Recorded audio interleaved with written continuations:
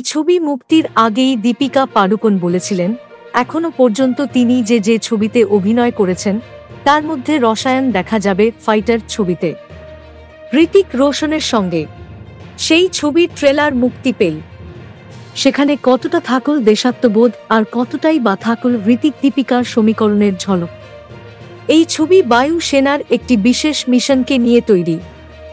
একের পর এক পাকিস্তানের হামলায় যখন বিধ্বস্ত ভারত, তখনই পাল্টা হামলার জন্য দেশের তরফে তৈরি করা হয় একটি বিশেষ প্রশিক্ষণপ্রাপ্ত বায়ুসেনার টিমকে।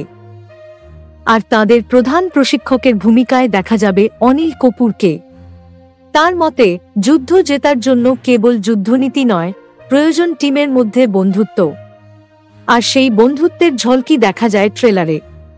একদিকে যেমন তুখোড় রণনীতি, বাতাসে ভেসে ফাইটার প্লেনের অ্যাকশন, তেমনই দেখা গিয়েছে সেনাদলের মধ্যে বন্ধুত্ব, এমনটি টুকরো প্রেমের ছবিও।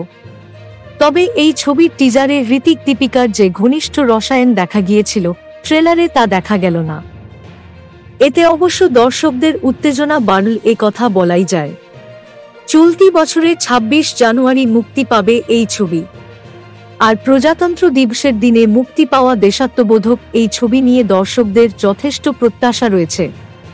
ট্রেলারে হৃতিকের হেলিকপ্টার থেকে পতাকা ওড়ানোর দৃশ্য গায়ে কাঁটা দেওয়ার মতোই। Thank you so much for watching. Subscribe our channel and press the bell icon for more updates.